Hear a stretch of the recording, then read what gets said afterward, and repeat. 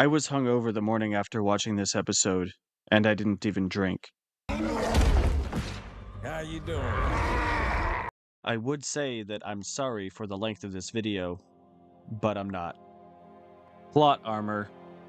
That is what this entire episode is filled with. Not Spartan armor. There actually isn't a single Spartan in Mjolnir armor, just Spartans with incredible plot armor. Funnily enough, the Spartan that dies is the only one that wasn't decked out in shiny-ass plot armor.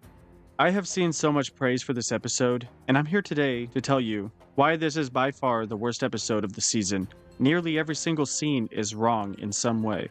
I honestly don't think there's a single good writing decision. Nearly everything about this episode, from beginning to end, is broken.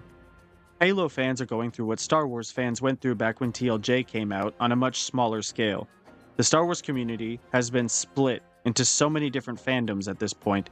It's pretty dang hard to keep track of it all. Similarly, Halo fans are now split between people that are Bungie purists to people who love everything Halo regardless of quality, and everything in between. It kind of sucks when creatives are so desperate to make something different. They'll hijack a popular IP and latch onto it like the Flood with a host, because the only way the Flood can survive is if they latch on to a living organism. One single Shitty video game adaptation can destroy a species. Before we get into talking about this episode, we need to talk about objective quality versus the subjectivisms, because apparently people on X or Twitter don't understand the difference. The objective quality of a piece of art can be measured by focusing on the facts shown to us in whatever medium of storytelling we are talking about. For example, the Holdo maneuver is an objectively bad writing decision because it breaks all of the foundations set in place through previous lore in regards to space battles. The Last Jedi is a continuation of all the Star Wars movies that came before it, so pulling a Holdo maneuver breaks all the past and future space battles. To talk about an objectively poor writing decision in the Halo TV show, in Season 1 we were introduced to Makee, who is a high-ranking individual in the Covenant, and a human. In the games, humans are an affront to the Covenant's religion, so because they didn't want an alien POV character, they gave us Makee, and this is a change from the games that they made without understanding what they had done. If you make a change from the source material, you need to understand why it was set up that way to begin with. If, in the games, they had a high-ranking human, that would have caused massive problems within their religion and their ranks. We don't understand why the Covenant in this show is different than the games, but they are now, and unfortunately, the writers have no idea either. They made that change because they think having an alien POV character is dumb, just like having a helmeted protagonist. When you say a thing is good, you are making a statement that requires qualifications. Now for the subjectivisms, if you say you like something, that is fantastic, and nobody can take that from you. When I say something is bad, I am not telling you not to like it. To be fair, I wish less people liked this show, so it wouldn't be approved for another season, but that's a different conversation. This is an example I like to use because it's a very easy concept. I like the Resident Evil movies because of how insanely stupid they are, but I would never call them good movies. Stars. Internal consistency is a term that those movies are downright allergic to. If you already knew this, I apologize for spending time on it. Many people do not get it. Now, with that crash course in objectivisms versus subjectivisms, let's get into why Halo 4 is an absolute fucking dumpster fire. We kick things off with Vanic talking to some birds on a balcony, and he's named them all. Not normally how I like to see Spartans, but I always find the big muscly softy in movies and TV shows pretty endearing. As annoyed as I am about how they treat the Spartans in this show, I'm going to give a pass because it's Vanic. He's not out fraternizing with corporals or going to his blind Spartan friend's house to ask how to quit being a Spartan. He seems like he enjoys being a weapon of death to those that deserve it, being the massive alien genocidal faction, while maintaining his soft nature towards little defenseless animals. With that said, he kind of reminds me of George from Halo Reach, the biggest one of the team, but also the biggest softy. The explosions at the end of episode 3 go off from his perspective, and I do like how he reacts. He immediately shifts to game face when this happens, turns around and walks off screen. We cut to John Halo and Perez's POV, and they are now running down the street after the explosions. John Halo gets knocked over by an explosion. That explosion wouldn't have affected you so bad if you had your armor on there, buddy. We find out that next bombing run from the Covenant hit Perez's family's house and leveled the whole thing. This is where problems with the pacing start to come in.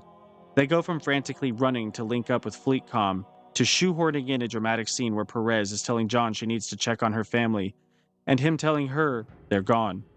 The scene was pretty weak. They're trying to maintain the dramatic long one-shot instead of letting the moment sit for a second, so the acting was off and rushed. Something you should have noticed at this point, but we'll be getting into in this episode for sure, is that when the writers and showrunners behind the show want to have drama, they will just generate that shit out of thin air. I'm starting to think that Pablo is not a very good actor.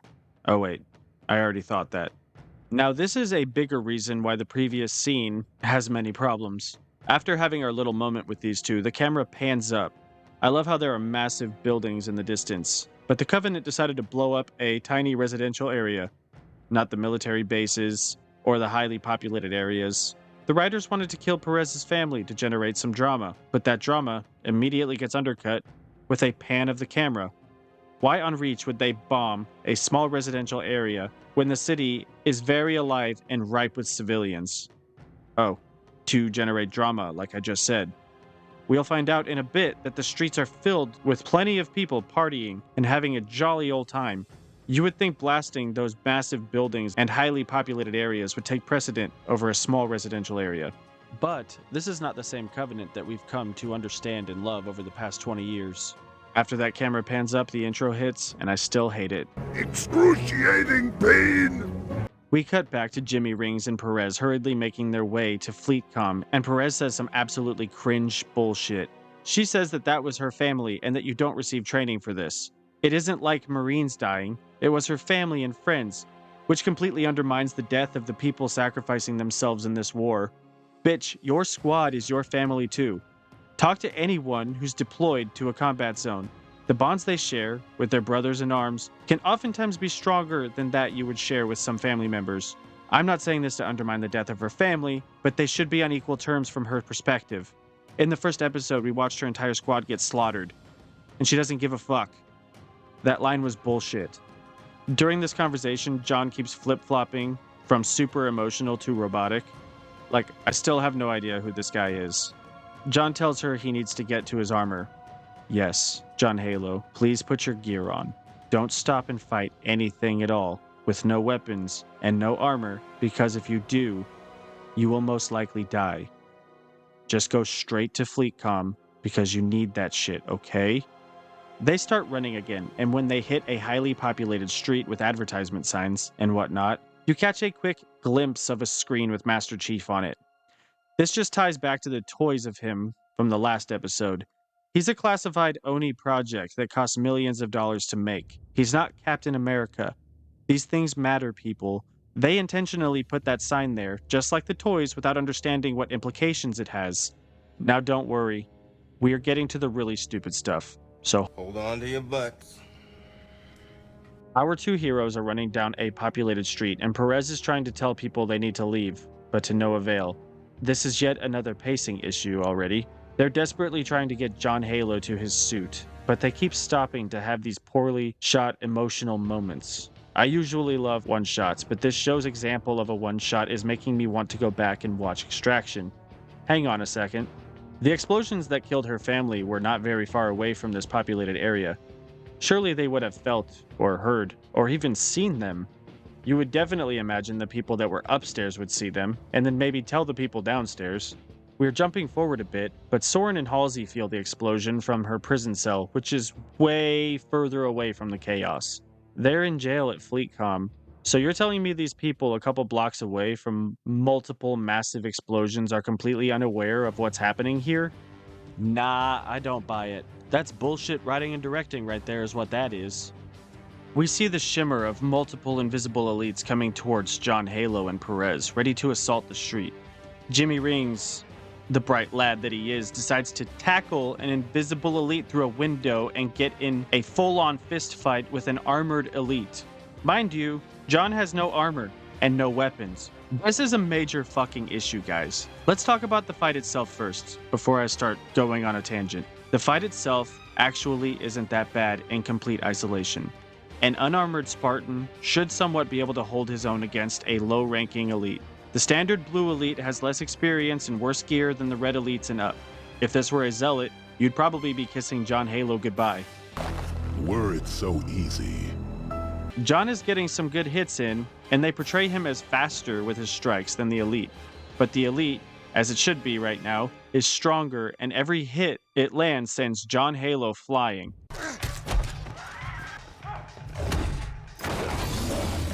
John also needs help from Perez, who comes from behind the elite and stabs it with something. The elite bitch slaps her away and John Halo ends up winning.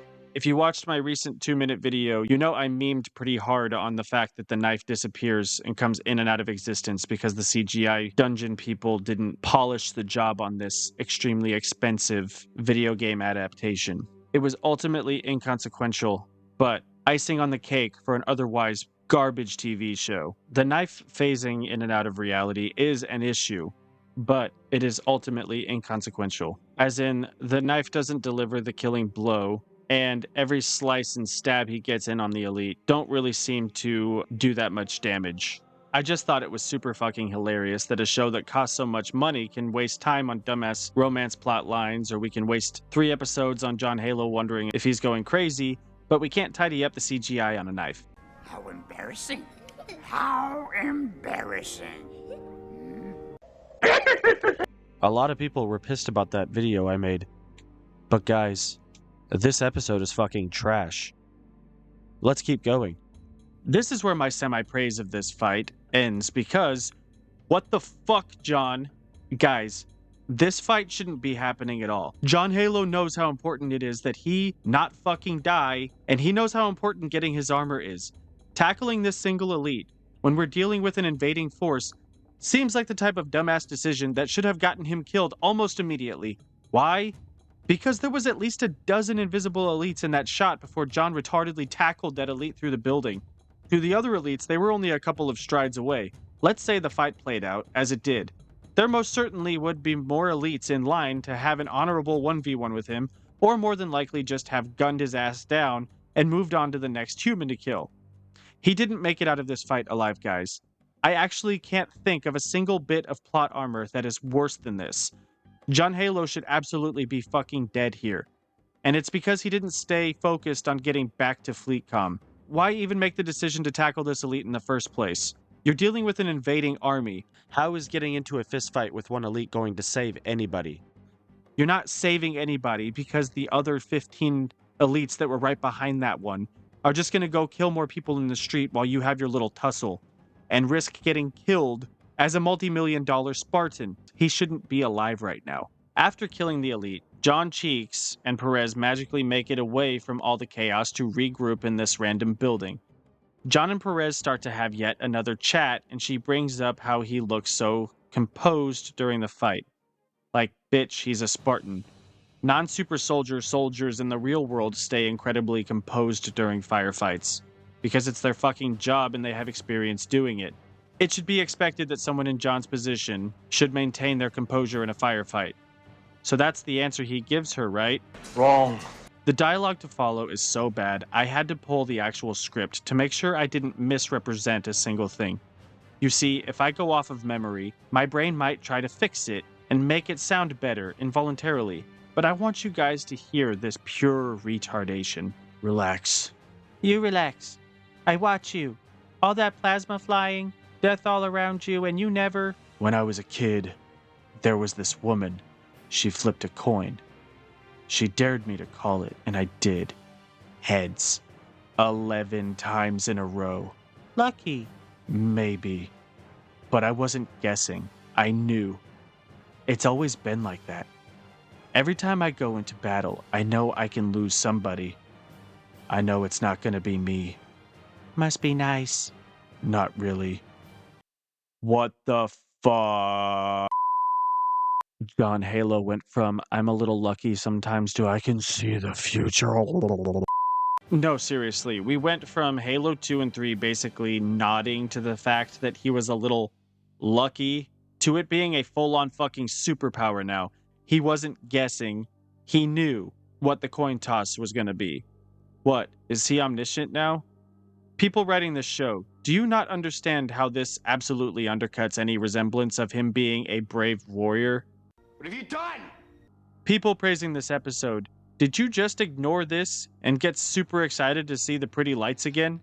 So the Covenant is all over the place killing people. Chief just fought an elite in hand-to-hand combat with no armor, and now they're stopping to chat with each other about how John Halo can sense the future. This is the clunkiest shit I've seen in a long time. We're barely into this episode, and I'm fucking losing it. Master Cheeks is apparently clairvoyant now. This isn't good writing, guys. I'm sorry, I mean, it's the bestest writing ever. It was set up, remember?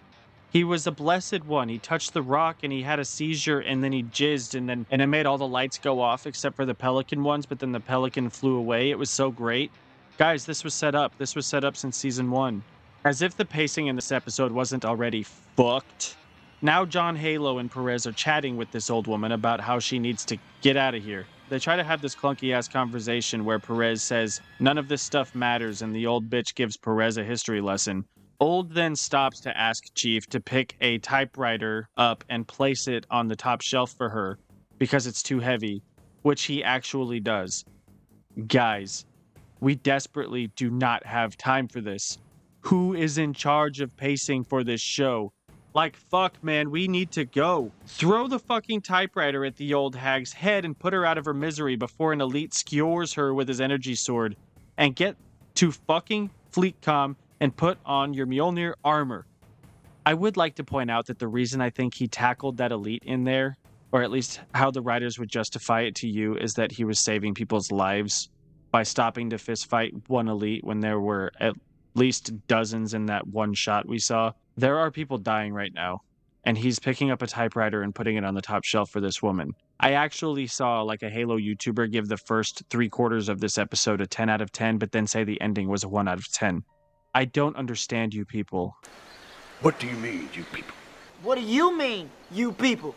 Perez is trying to convince this woman to leave, and she won't. What you should do is let her know one time and move on. As if we didn't get it, John Halo has to tell Perez for us that she knows she's going to die, but she's not leaving the store. Thank you, writers, for spelling that out to me. I really couldn't figure it out. Millions of people are dying right now. They finally leave, and when they walk outside, a Marine is on the back of a warthog shooting the mounted machine gun, burst only. Unfortunately, we don't get to see what he's shooting at. In fact, we almost never get to see what our heroes are shooting at. We just get to see our human resistance force shooting big fake-looking guns with terrible muzzle flash effects, because fuck using blanks, I guess, shooting off in the distance and pretending there's something over there. Why is the Marine on the Warthog shooting in bursts? It's a rotating 3-barrel machine gun and he's shooting in shorter bursts than our battle rifle wielding Marines and Spartans. They just can't get a single fucking thing right in the show, can they? John Halo and Perez link up with Riz, the blind dude, and his boyfriend. All I wrote down was I hope Riz dies.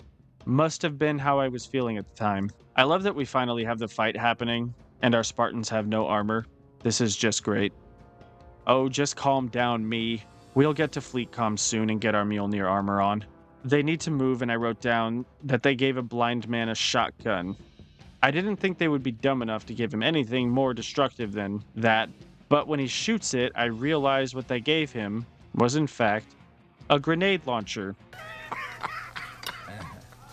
That is without a doubt the dumbest thing I've ever heard. The best payoff for this would be some friendly fire because at least it would make sense. You are a fucking idiot. This is what a grenade does in real life.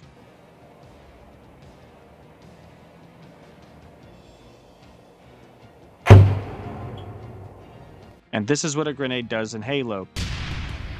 Yet every grenade used in this episode of Halo is like an incendiary grenade and engulfs everything in flames.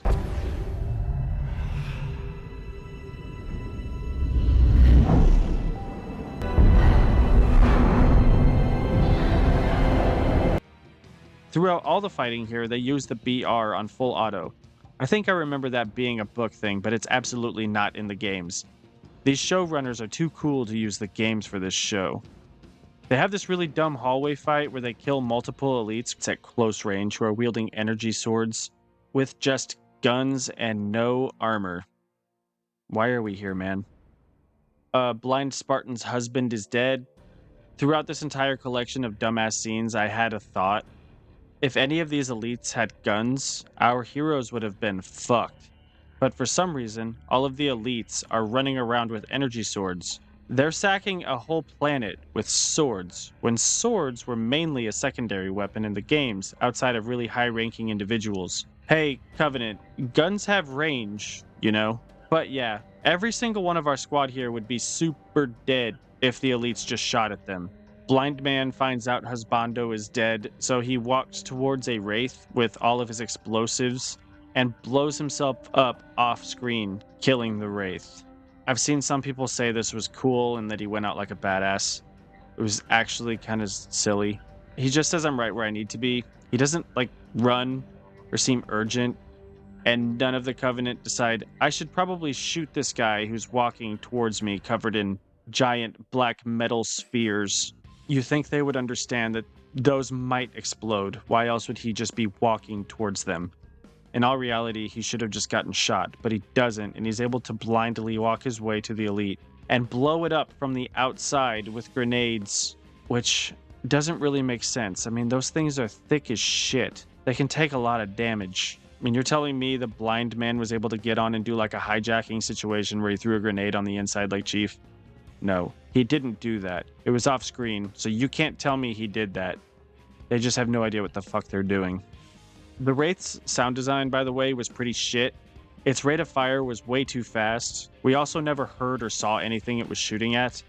They had the Wraith shooting to make it seem imposing, but it just sat there and got itself blown up instead of shooting our group of heroes.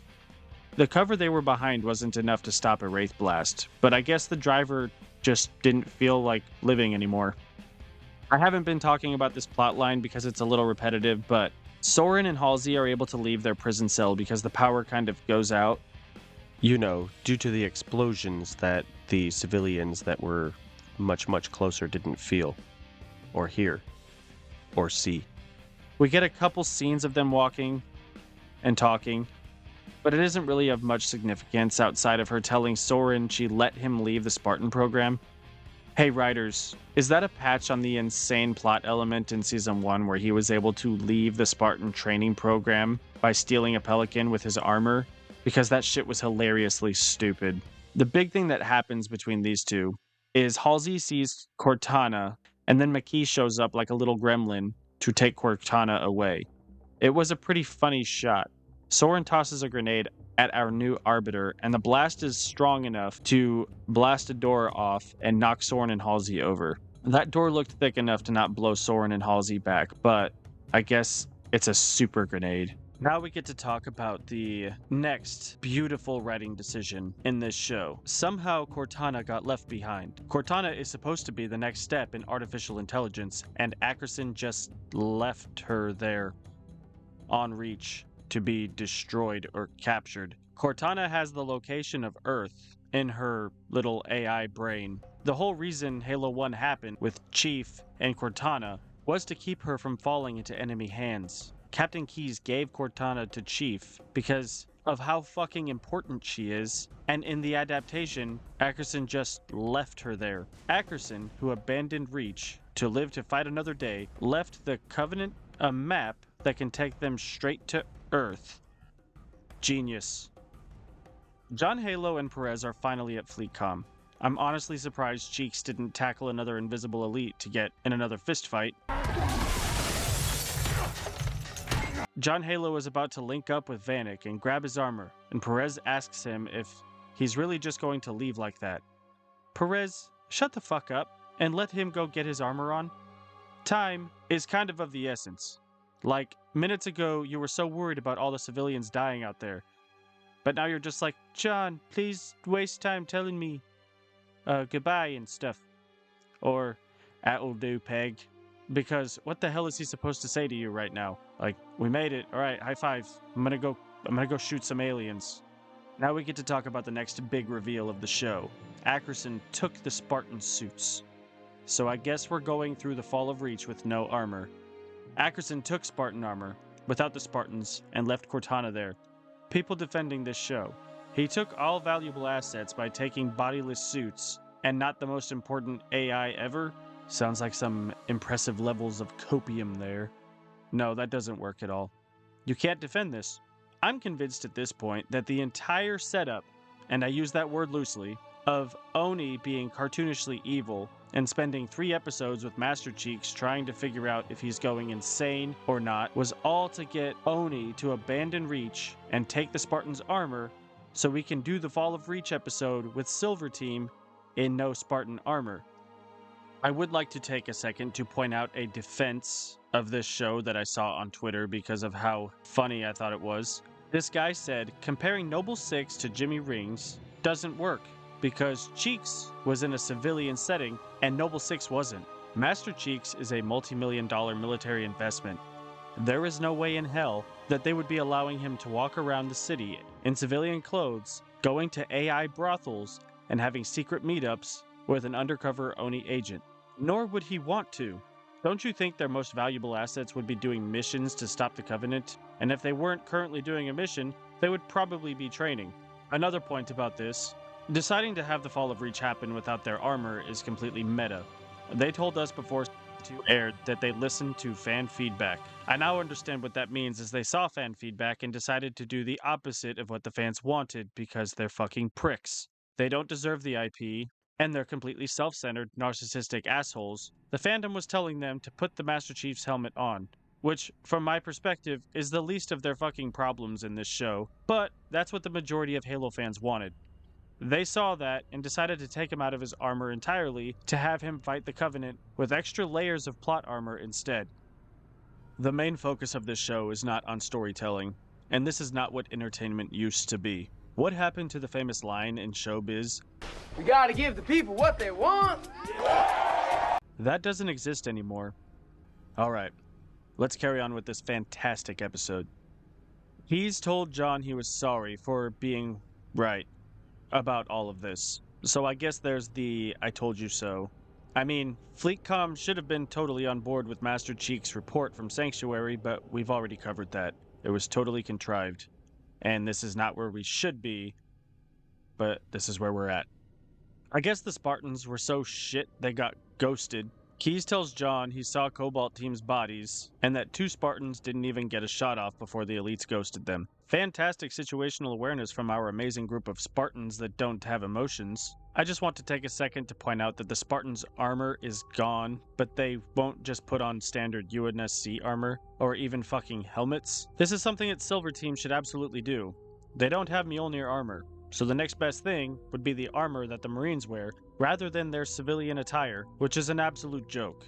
Now we get to talk about Admiral Keys' speech to the handful of Marines that are going to be defending FleetCom. Before we get to the speech, I just want to point out that logistically, I don't really understand what's going on. In Halo Reach, the video game, it was very clear that there was a ton of Marines and air support and Spartans and all sorts of missions going on while the planet was falling. The world felt big, and you always knew that you were just a part of the bigger picture. In this show, it legitimately feels like it's these 50 very young Marines and very short, which is set up that way to make Pablo look even taller, like a Spartan. But that's besides the point. It just feels like this is it. We're trying to evacuate one transport when there's an entire planet of people, and we have one group of like 50 to 100 Marines and one tank ready to defend this one area, when all of it could get fucked with just a squadron of Banshees. And imagine if they even threw a couple Phantoms in there. I genuinely have no idea what the fuck is going on. The world building is embarrassing. None of this shit makes any sense. This is like Game of Thrones Season 8. Alright, so now let's get to Keys' speech, which has been praised a little bit here and there. I don't know how much people like it, but let's get into it. Keys pulls everybody in and says, "What I do not see is doubt. I do not see defeat in this room, and I do not see surrender," to which they all yell, "No, sir," which I will admit was a little bit louder and more effective than the one in the trailer, so maybe they retook that one. Keys then goes on to say, "When I look at your faces, I see the very best of who we are as a people. You fight with courage, you fight with heart, you fight with love, for your brothers and sisters in arms. There's nothing left for any one of you to prove. You are the finest Marines I've ever seen. and you deserve the truth. The enemy is at our gates. Their numbers are overwhelming. We will not be able to hold them back forever. Any Marine who makes this stand with us will not survive the day, but you will not make this stand alone.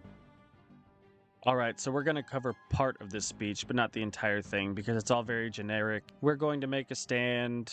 You guys are awesome. We're probably not going to make it, but we're going to give them hell. It was whatever. But this is the part I want to talk about. Keys ends his speech by saying, "You will not make this stand alone." Then says John. And then John looks like a teenager getting called on by his teacher to come up and give an answer to a question. He looks extremely uncomfortable. Not really how I would expect somebody like him to act, but I have to keep reminding myself this is not video game Master Chief. He says, "It is my honor to introduce to you John 117. You know him as Master Chief." The script actually says whispering. Yes, the people are surprised. They're like, "Oh my gosh, is that him?" They're looking around. It was very cartoonishly hilarious. Then Keys says the dumbest thing. Today, he needs no armor. Today, all he needs is the warrior inside of him. And it's the same warrior that's in each of you. The one that is willing to lay down your life for your home. So, I'm going to go ahead and say, Chief does need his armor. It gives him a strength boost, a speed boost, a HUD, the ability to have an onboard AI, and a fucking energy shield. It gives him the ability to get shot multiple times, have his shields recharge, and get back into the fight. As we find out later, you can't do that when you don't have this kind of armor. So saying today he needs no armor is fucking bullshit, and anybody would see through that. Today, all he needs is the warrior inside of him, and it's the same warrior that's in each of you. So it's not, he was augmented as a 6-year-old child to be like cream of the crop, peak super soldier. With or without armor, he would absolutely annihilate any of these Marines. And they know this. They know what these Spartans are. So stop gaslighting them. It's just such a joke. This speech is a joke. I don't know why anybody's defending this. John Halo absolutely needs his armor. Alright, let's move on because we're getting close to the end of this episode and I'm over talking about it. The plan now is to use the bridge connecting Reach City to Fleetcom as a bottleneck to fight the Covenant. We have a relatively small group of Marines and a Scorpion tank set up as defense to allow the ship at Fleetcom to get off-world with the civilians that are there. Our Spartans have assault rifles. The assault rifle does not have sights. It needs to be linked up with some sort of visor to work. If you noticed in the games, the Marines would have a one-eye visor attachment for their helmet that allows them to sync the crosshairs from the assault rifle up with the target, but our Spartans don't want to put on UNSC armor or a helmet, so in reality they should not be able to use these assault rifles. It is quiet, so Riz has a Marine shoot a flare across the bridge, and there is a wall of elites charging them like zombies from World War Z, which is the immediate thought I had when I saw them. The Marines and Spartans immediately start mowing down elites, who are using no tactical proficiency to assault this military base. The Covenant are supposed to be good military tacticians, and we have swarms of elites charging a bridge, getting lit up by a bunch of weapons and a tank. I don't understand why anybody would be praising this episode's action. The grunts in this world are supposed to be the Covenant's cannon fodder, yet they have their most elite warriors, pun intended, charging Fleetcom as the cannon fodder. Not to mention, there isn't a single grunt in this episode. We cut back to the ship with all the Marines there trying to get the civilians on the ship. Personally, I would have done another take with these extras. They look like their urgency is akin to people getting on an airplane to go to the Bahamas. I would like to reference a scene from Michael Bay's Transformers: Dark of the Moon that isn't a one-to-one comparison, but it does the job for the point I'm trying to make here. The city was just sacked by Decepticons, and you get shots of really beat-up people with dirt on their faces and clothes. You have one guy sitting here crying, which tells us a bit about what these people just went through.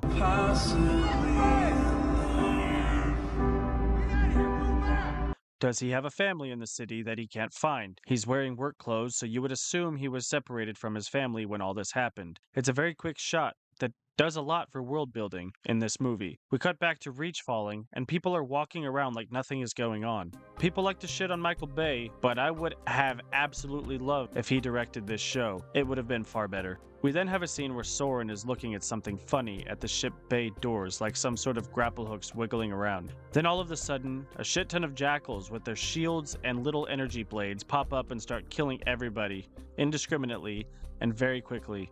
I just want to plant that seed for a later scene we'll be getting to. What happened to the one elite leading jackals and grunts into battle? What happened to... You know what? I'm not going to worry about it.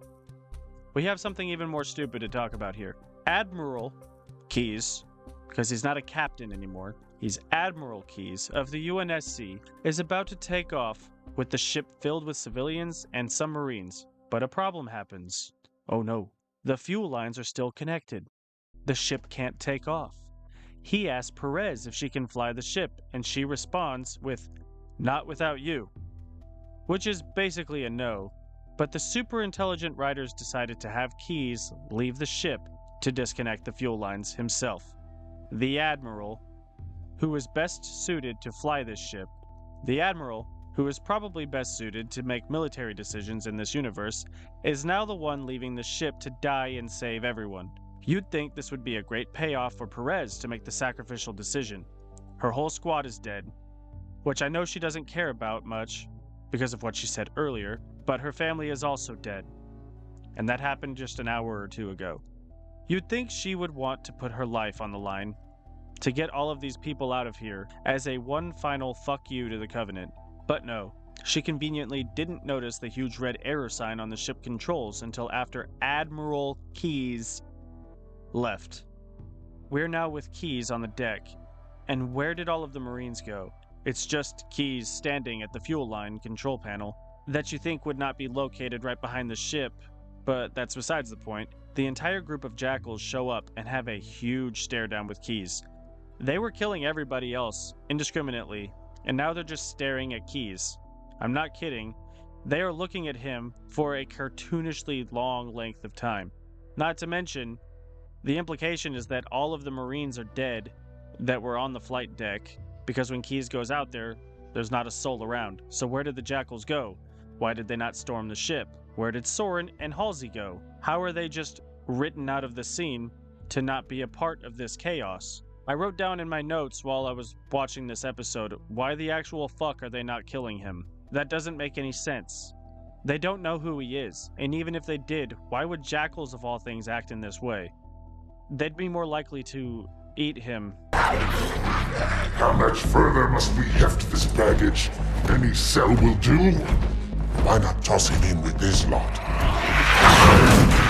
They could use the meat. Keys put a cigar in his mouth and asks the jackals if they have a light, and then the ship takes off, burning everything in the area. That was the setup and payoff for Admiral Keys' death. Keys just got burned to death by the ship's thrusters, and now this Corporal Comms Marine is supposed to fly the civilian transport. You know what? I don't think she had the proper training or experience to do this. This also reminds me of the civilian transport that was trying to leave on Reach and got shot down. And the whole point of that mission was you turning on the anti-air defenses to shoot the Corvette and allow the other civilian transport to take off. It was a very tragic and desperate situation. The first transport was not supposed to take off yet, but they were desperate and scared and had a lot of people on board. So he took off. Covenant shoots it down. And now we have this corporal who is absolutely not a pilot taking off with a civilian transport, and there's not a single ship in the sky that's going to stop them from doing this. It's almost like they should have just done Halo Reach, the video game, adapted to television, because a lot of the missions in that game made a lot of sense with what was going on. I have no idea what the fuck is going on here. We are now back to a bunch of pointless action. All of our hero characters that are still on Reach Link up and start fighting a bunch of jackals and elites in a hallway in FleetCom. We have John Halo and Sauron back to back. We have Riz and Vanic. Halsey's staring around, scared shitless. A lot of this action would be more believable if they had their armor on, but hey, what are you gonna do? I'm not in charge of this show. this next part actually made me laugh out loud sitting there watching this by myself. The TV show version of the Arbiter, I'm assuming, walks out all slow and imposing, surrounded by all of the lesser Covenant forces. Soren looks at Chief and says, "Friend of yours." And John Halo jumps out of perfectly fine cover to go engage in a 1v1 with this 9-foot tall tank of an elite who's fully armored without his Mjolnir armor. Like, he just magically knew that there was supposed to be a 1v1. You would think that the elite would just shoot him when he does that. Any of the elites would have just shot him. This guy isn't of any important significance to that elite. He's just some random human soldier to them. They didn't build this up at all. We had one scene in the first episode where 20 elites ignite their swords, and then they all deactivate them and walk away because Makee told the elites to do so because they just take orders from this random bitch. But that's also besides the point. Everything about the show is besides the point because everything is broken and everything is wrong. They wanted to have this epic 1v1. It wasn't set up. It felt super awkward. Why would Chief leave cover to fight something that would far outclass him in a 1v1? If you're still with me in this episode, hey, how's it going? I'm going off script. I don't have the mental fortitude to keep writing stuff down for this episode. I have my limits, okay? So, if you're still here, I'm going to just be talking about the rest of this episode while staring at my wall. So John Halo pulls his energy sword out, and both him and this new Arbiter, I guess, square up, and it's so intense, and everybody was at the edge of their seats. Mostly because they wanted to turn the TV off and go to bed, but that's okay. And then before they can actually fight, an elite wielding an energy pistol shoots John. Now, before we get into anything, I know that they gave that random elite an energy pistol because a plasma rifle would probably be a little less believable to survive after being shot in the gut. A carbine would absolutely not be acceptable. So they give the elite a plasma pistol when they never carry plasma pistols to try to make it more believable. Now, I don't remember exactly what kind of gun it was shot, but it was a green blast. In episode 1 of season 1, ripped this girl in half because it's hot molting plasma flying through flesh. So John gets shot in the gut. He's out of the fight. New Arbiter looks at the elite that shot him and decapitates him. And I saw so many people talking about how cool that scene was. And the first thing I thought was, yes, my favorite trope in media, having a bad guy kill another bad guy for no reason. For starters, I don't really think that elite would have shot him. The writers had that elite shoot John because they wanted to show this elite chopping off the other elite's head. He killed one of his own elites. This armor suits you, but it cannot hide that mark. Nothing ever will. You are the Arbiter, the will of the prophets. But these are my elites. Their lives matter to me, yours does not. That makes two of us. So the idea is he shot John, which isn't honorable, so he chops off the elite's head. Then he walks over to John to execute him while he's down. And Makee stops him because,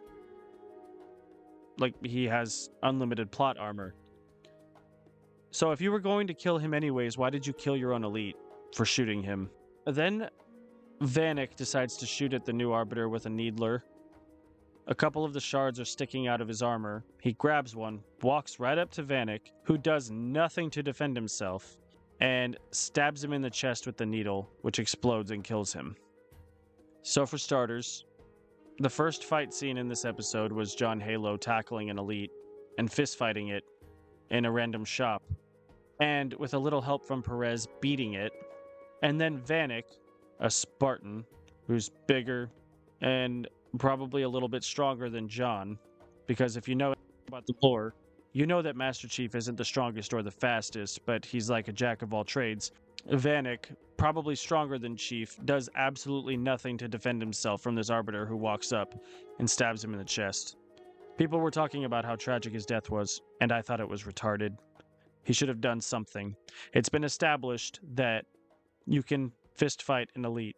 I'm not saying Vanic has to win, but he could have gone down swinging, goddammit.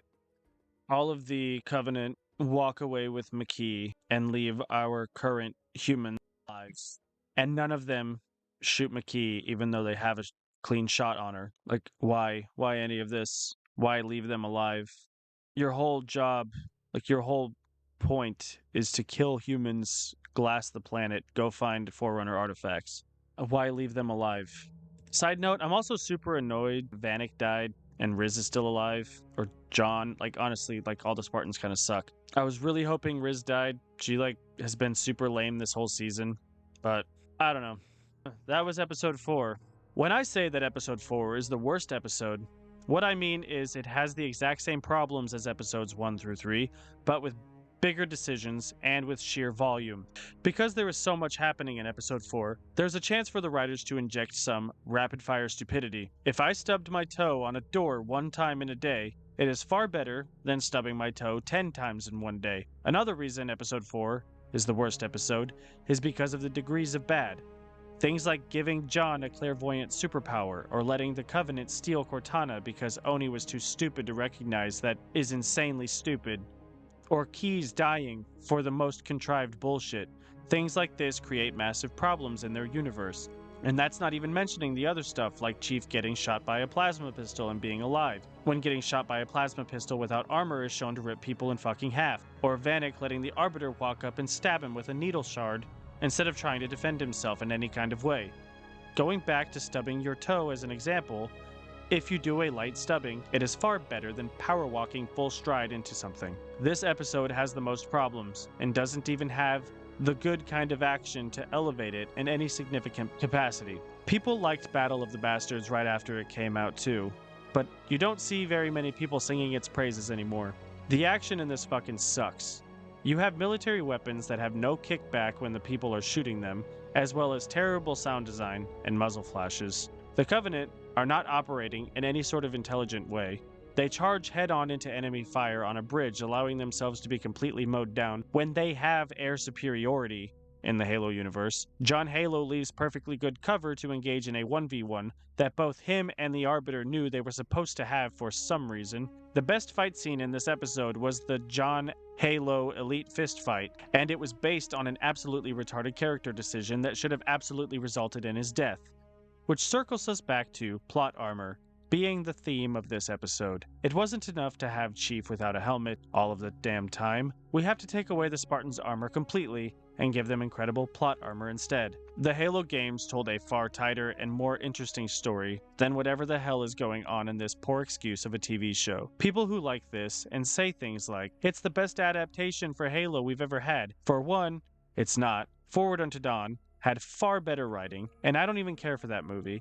And for 2, you need to raise your standards. At least elevate your expectations to the game's story quality. This show is a fucking atrocity. If it's been a while since you've played the games, go back, play them, and remind yourself why you became a fan in the first place. Seriously, this show ain't it. Alright, I think this might end up being my longest video on my channel so far, and I'm pretty wiped out, so I'm gonna get the hell out of here. Tomorrow we watch episode 5. I imagine it's going to be the exact same quality of writing, but not as bad as 4, because I imagine that they're going to have a recovery episode and attempt to do some character stuff, even though they haven't succeeded in that at all throughout this entire show. So, yeah, Halo Season 2, Episode 4, the worst episode in the series so far. Thanks for stopping by, and I'll catch you guys and gals at the next one. Perhaps we should take a break. I could really use a nap.